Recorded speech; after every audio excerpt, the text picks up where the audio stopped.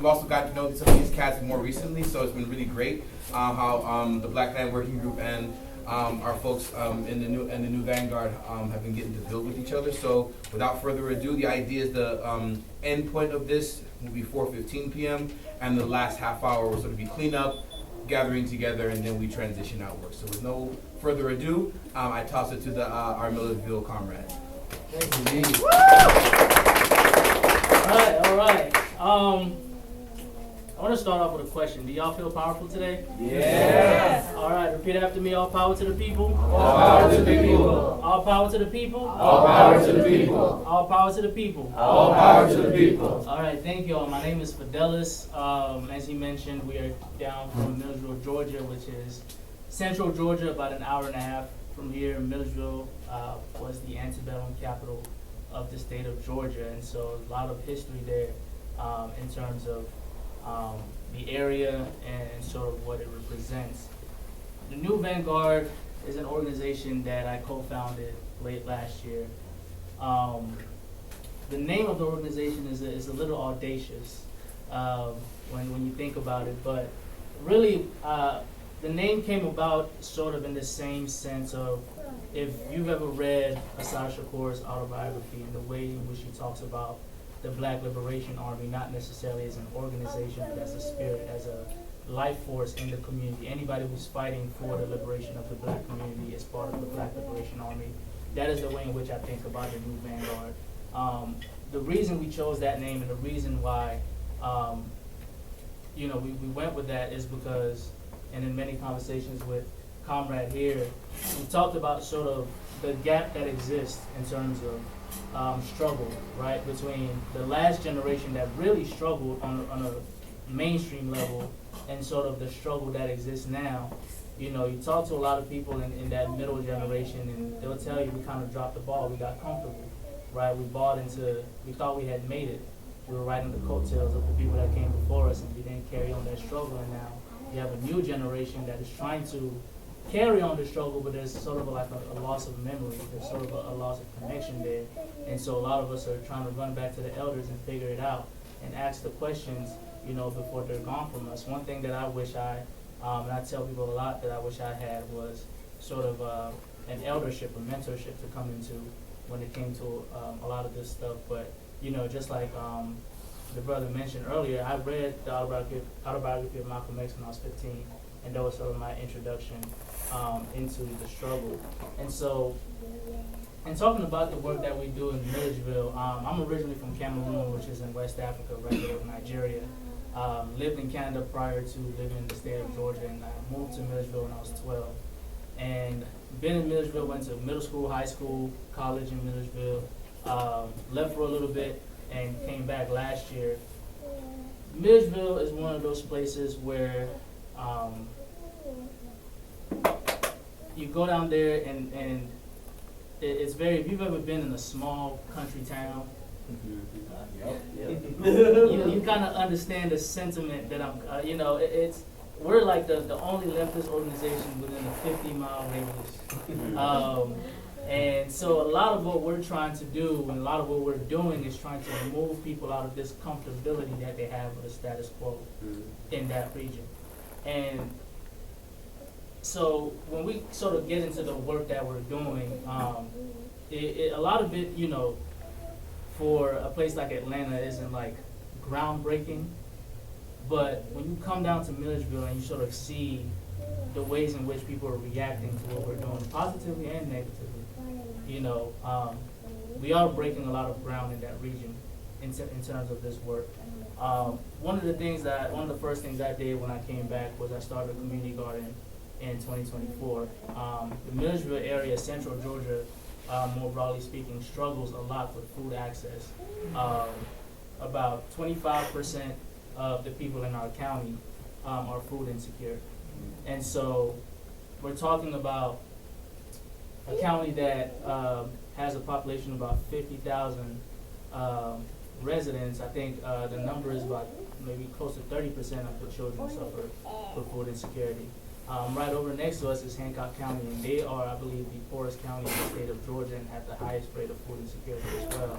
And so for me, thinking about that, and my comrades will talk about it in a little bit more detail, but thinking about that, one of my things and one of my foundational principles in approaching a lot of what we do is understanding that yes, we have to have strong morals and ethics, we have to have strong principles, but at the end of the day, winning these struggles is about power, right? And we've talked a lot about land, we've talked a lot about the necessity of land, but also thinking about, like, what does it mean to have power, really? Like, what does it mean in a materialist perspective, right?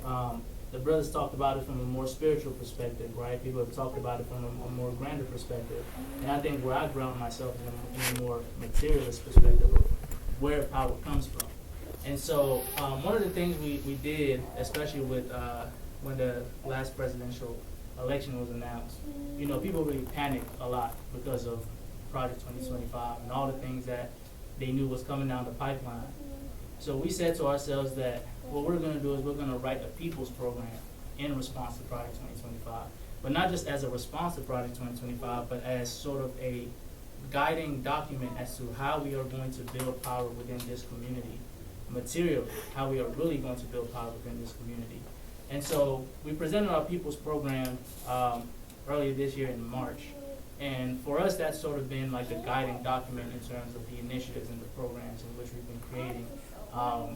And even before that, I had gotten involved with, I mentioned Hancock County earlier, I had gotten involved with a community down there in the No Railroad in Our Community Coalition that is fighting against the Sandersville Railroad, which is attempting to forcibly take land from that community through eminent domain, right? And so that involves entities that has been mentioned earlier today, like the PSC and other folks.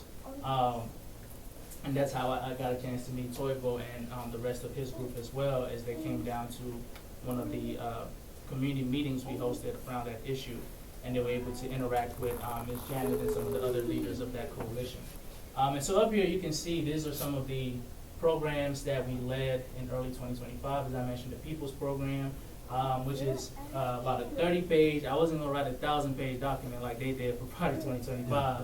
But a 30-page, it's about a 30-page document that really outlines materially how we plan to build power within this community. But from there, what we decided to do is that with every initiative that we take, we're going to write a program, because we want the people to be able to read for themselves what it is that we intend to help make happen, right? So we've done things like Operation Feed Milledgeville, which is our ongoing food security and food justice initiative. Operation Engage Youth Consciousness, which is, again, another ongoing initiative where we are hoping to be able to engage the young people in that community who have been sort of disconnected and disengaged from the politics of their community and the economics of their community. Because when you come from a small country town, all everybody wants to ever do is get away, right? But if everybody's running away, nobody's staying to solve the problem, right? And then what happens is, 10, 20 years down the line, gentrification happens, and everybody wonders, well, why didn't nobody stop it? Because everybody left, right? But not everybody can afford to leave, so the people that are left behind, they're stuck with the problem. And so for someone like myself, who, I was lucky enough that I got a college education and was able to move away, it was definitely on my heart to come back and do the work that I'm doing now, because I realized we can't keep running away from the problem. And so that is a big part of it. Next slide.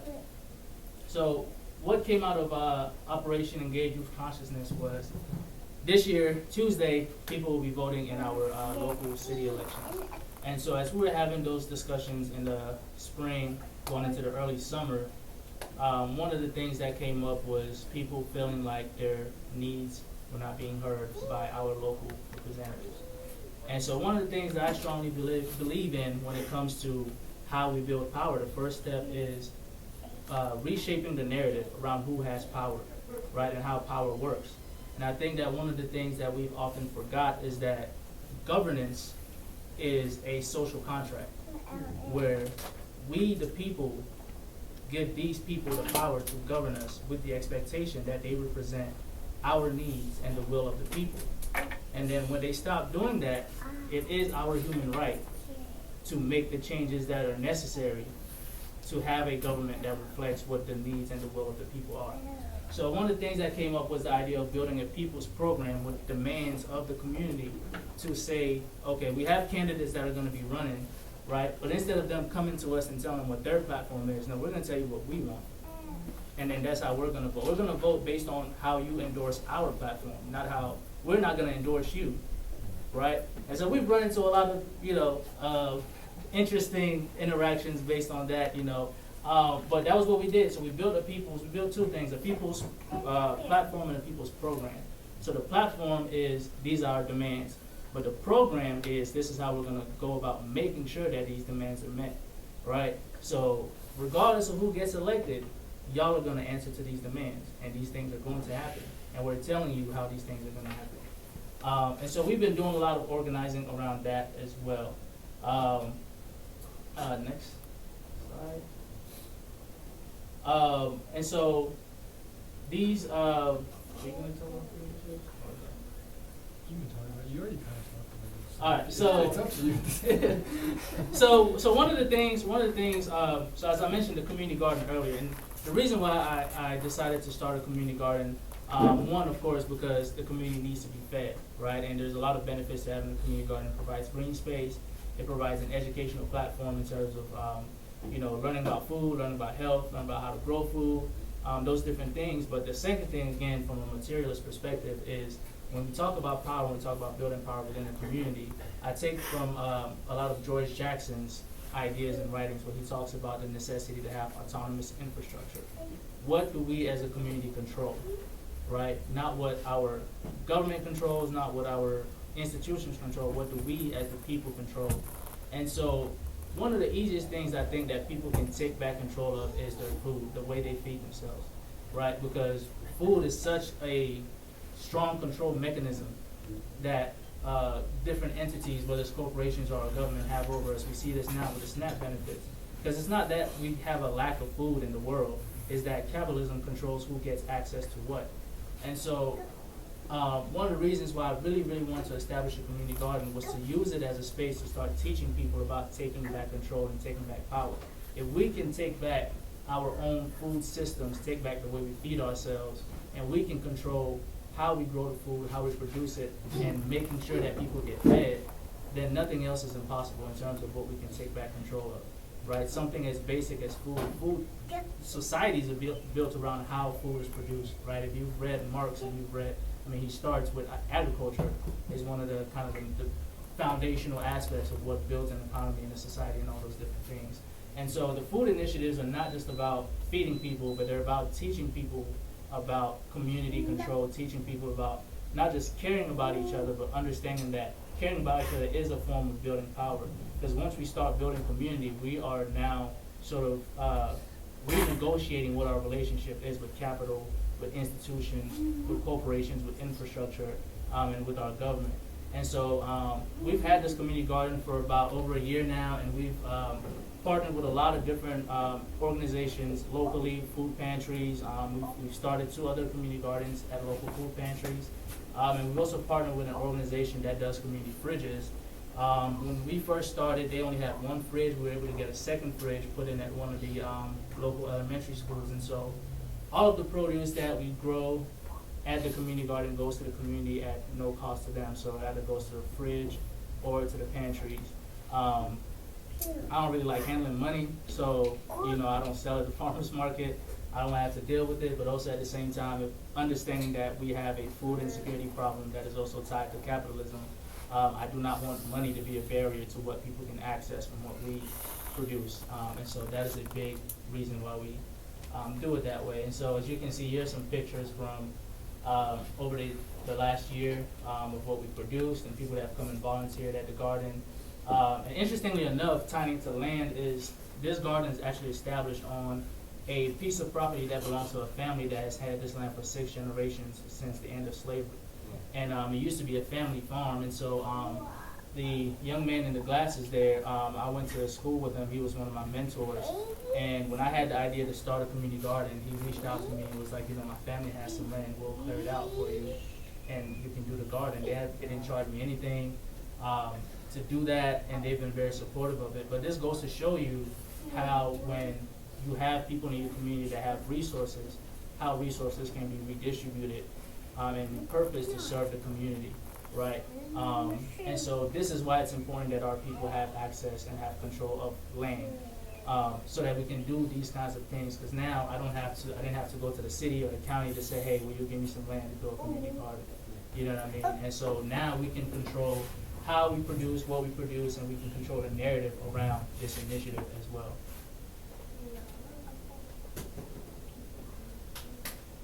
All right, so I will allow my, this is my vice chair, Liam Landry. I will allow him to talk about our political education initiatives and some of the things that we've been doing around that. Are you gonna stay standing? Oh, I'll sit down. Okay. There you go. Hopefully y'all can hear me. If you can't, just like yell at me and I'll talk louder. Now, I don't think I need to stress the importance of education to a room that's a lot of educators, but I'm going to anyways.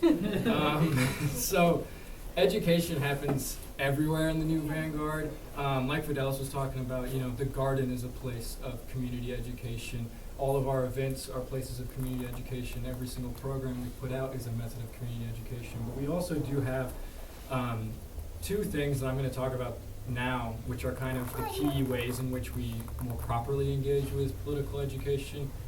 And the first is the book club. And so the book club has a long history. So for some context, I moved to Milledgeville in 2021 to attend Georgia College. And well, I had come to college political, but not as political. And as I had kind of began to be politicized, I kind of was starting to see a lot of the stark issues, you know, in Milledgeville. Issues around poverty, issues around housing, lack of food. And it's not like hard to see that. And so I felt it was necessary to like start something, to get involved in something, to do something, but there really wasn't anything around. I didn't know Fidelis at this point, unfortunately. And so I got with another student and we started this school like club called the Mutual Aid Society. And so that was kind of my foray into starting work with the Milledgeville community. And the whole point of the group was to get people involved, like students, into the community, because there is this stark like divide between the schools and the community. Like I think Toivo said earlier that like Georgia State's not a good neighbor. Neither is Georgia College, unfortunately. And so I was trying to bridge this gap between, you know, the student population and the community, and really try to like have students earn, I guess, their keep or earn their space, if that makes sense, you know. And one of the first things I really was like interested in doing was getting some sort of book club started so that we could talk about these different political ideas, talk about a framing of a context of why we're doing this. You know, typical of a communist to start a book club. But so that was how it began. And to be completely honest, it was not a very successful effort. There was like me and two other people there. But then in August of 2024, I met Fidelis through a separate community kind of resource. We're working through this group called the Homelessness Awareness Club, which is another kind of youth group in the community. And immediately we kind of like hit it off, and we're like, I started going to the garden. I went down to Hancock with him, which we're going to talk about some of that stuff later. But I told him about my like idea with this book club and trying to get it started, and so we really started leaning into it. And through that connection, the book club has been able to become what it kind of always was meant to be, not a place just for like students to engage in these conversations, but community members. And at this point, we have way more community members coming to our book clubs than students, which I think is really great. Not that students shouldn't be there, but you know, I think it's the thing with the students is they're here for 4 years and then most of them leave. And so while I would like to hope that like we could have an effect while they're there and they take this information somewhere, it's a much more, I guess, immediate effect when we can talk to people in the community, and then that contributes to the work we're doing. And so I included some flyers of our book clubs that we've done, from last fall, and then this past spring, and then in the summer when we read the autobiography of Malcolm X, and then this most recent semester, what we've been doing. And so, you know, I want to stress that reading is important, but it means nothing if you're not actually practically involved in stuff going on, right? You know, theory without practice is nothing, I guess is the point I'm trying to make. And so George Jackson has a quote where he says, like, we're trying to teach people to think, not how to, or teach people how to think, not what to think. And so I think that's what the book club has really been able to become, is that we get with the community, we have these discussions, we read, you know, revolutionary authors like George Jackson, Malcolm X, Assad Shakur, Frantz Fanon, like, and there is a real discussion that happens, and it means, like I was saying, it gives the community a context of understanding, because we don't need to tell the community what the issues are. You know, these people are living the issues, so they are aware of what is happening, but sometimes they don't have a frame of reference or a context of, like, understanding it, or there's an apathy that they don't think anything can be done about it. And by reading and engaging with these authors and these texts, it shows them that something can be done about it. You know, when you have community members reading Fanon and highlighting, you know, he says the colonial world is a world split in two, and then you have members pointing out the Milledgeville being cut into between the north and south side, that has meaning, you know, and you can take that out into, you know, the streets, into City Hall, into community meetings, and it can make a difference, you know.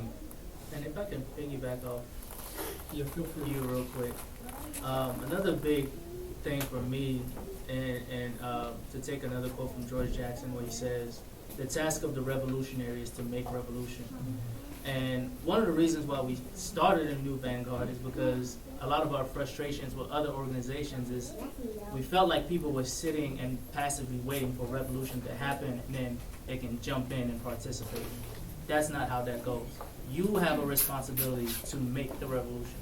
And so our task here as an organization in that community is to actively create the conditions for that revolution to happen. And so, you know, what we're doing with our engagement with local politics and you know, with like the election currently and things like that, is creating the conditions for people to re-engage, and then through the book club and through other means of political education, give them that framework, that context that Liam is talking about, to be able to understand why it's necessary to take the kind of actions that we are taking to make these things happen. And I guess just to close on the book club stuff, we have hopes and plans to expand, like, the book club outside of, like, the book club into more proper kind of, like, I guess, classes on various topics. Unfortunately, there is a serious lack of third spaces in Milledgeville. I should have pointed this out, my bad, but part of the advantage of, like, the connection to the club that I helped start is that we're able to kind of use the Mutual Aid Society as kind of like a gateway to get spaces. So we can, through Mutual Aid, reserve spaces on campus to host, like, you know, different meetings and things like that, and that's been one of the benefits. But there is a community center that's currently under renovation, so hopefully when that's finished next year, we can expand beyond the campus and have even more of an impact. You know, because a lot of, like I was saying, a lot of there's a divide, and a lot of community members don't want to come on campus, you know, and that's like that's a real thing that, you know, we have to think about, and so we do get to, we're close friends with a barber that's in Milledgeville, so most of our community meetings are at his barber shop, but we still host the book club on campus just because it's with the timing and everything, it's just more convenient currently. But that's the one main way, and then if you want to go to the next slide. We also have a new Vanguard newsletter, which the first issue was published in December of last year, and then we worked on it monthly for a while, but it kind of became a little unfeasible. We didn't really quite have the resources to do it every month, so we switched to a quarterly publication schedule, and that will resume this coming January. I just wanted to include this because it is a method of political education, because we print these out physically and distribute them at the barbershop I was referencing. And then there's also digital copies that are posted like on our social medias and everything.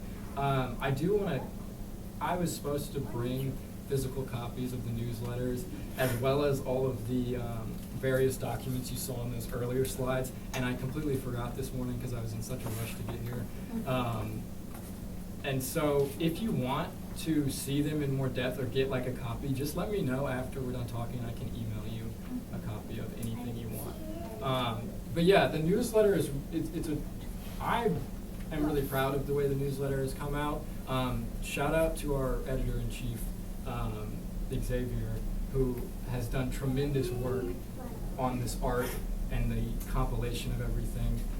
But the newsletter serves as a way for the members of the new Vanguard to kind of flex their theoretical muscles, I guess, if this, for lack of a good phrasing of that, but to articulate, not only what the new Vanguard thinks, but also to highlight struggles going on outside of like us directly, show connections between international struggles and the struggles we're dealing with. And we've had people who aren't in the new Vanguard write for the newsletter, and we've had members of the new Vanguard write, and it's just been, it's a really great project, in my opinion, that is, I think, a great vehicle for getting information out and also educational resources and things like that out. But I think that's enough from me. I don't know how much time we have now.